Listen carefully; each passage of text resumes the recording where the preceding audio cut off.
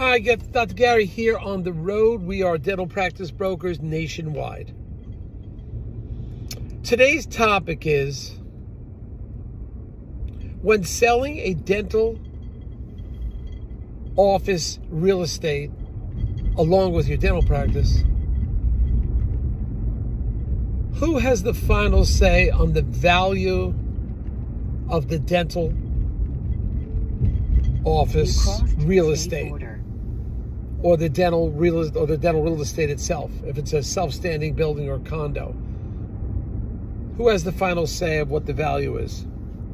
So we'll get into that today. So we have now entered 28 states. We have 10 employees, including 2 CPA accountants. We're here to help you at any time that you need us. Our contact number is 201-663-0935. And our email or our website is dentalpracticeguide.com or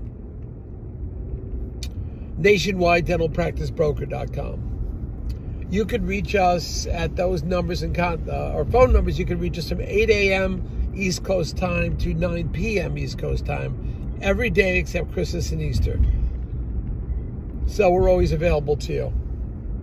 Now, if you're thinking about selling to a large, and the information you're about to hear is all for entertainment purposes, it's only our opinion, it's not legal or business advice. If you're thinking about selling to a DSO because you have a larger practice over $1 million, 5 chairs or more, call us because we work with them all the time. We're like that middle person. We're the broker in the middle. Often our fees will be paid by the DSO, and we don't have just one favorite DSO. It changes every year, but they'll pay our commission, and sometimes they can get your legal fees. If you work with us, I'll get your legal fees reimbursed at closing, successful closing, based on certain criteria. So call us. We're here to help you with all that, and if you need appraisal also. All right. Now, getting back to it, if a doctor is selling his real estate and his dental office, who determines the final price of that piece of real estate? The buyer's going to have his thoughts, what it's worth. The seller's going to think he knows, but who has the final answer? Well, what happens is the bank chooses an independent appraiser. It's not a member of the bank. You know, they stopped that a long time ago. I think in Obama administration, it had to be an independent third party to evaluate the real estate portion of the dental transaction. When you say real estate, you're talking about the 4 walls of the real estate. It's not inside the walls, which is the dental office. If you made significant improvements and all these changes to the office, well, that is going to go under the value of the dental office. You can always increase the value of the dental office or your appraised value, but it's not going to increase the value of the building. Now, the bank will bring in a third-party real estate appraiser that's approved and everything, and historically, they'll look at the values in your neighborhood, value of dental offices in the neighboring towns if they can't find it in your town, and they'll come up with they'll come up with a value. Historically, the value that the bank appraiser comes up with, which is once again independent, not from the bank,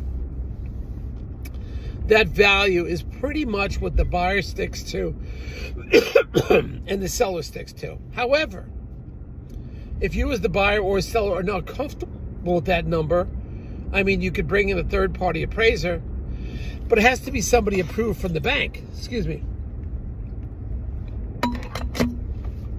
They have an approved list of real estate appraisers, commercial real estate appraisers, that they work with. So, generally, I've found over the years, not too many people dispute the real estate when the third party comes in, independent from the bank. Historically, everyone's in agreement. But if not, you as the buyer and or the seller can make a comparable, bring in a commercial appraiser to make a valuation on the office. You're permitted to do that. And as long as the bank's in agreement with it, you could do it. There may be something the appraiser's missing, but usually not. They're pretty thorough, and that's what I've seen over the years. But now you have a game plan. If you have real estate, you have a dental office, and the value of the office is going to come from what the appraiser says it is, and that's in the bank. They try to be independent third party, and that's how you'll be able to handle that. All right? Well, thank you for listening. Now, stay tuned. We have a lot of new information coming out. Information about the DSOs starting to tighten up a little bit. Some of the DSOs had hiring freezes, and they fired a number of employees. But it's still a fantastic business. And now is the time to sell, that's for sure. All right, thank you for listening.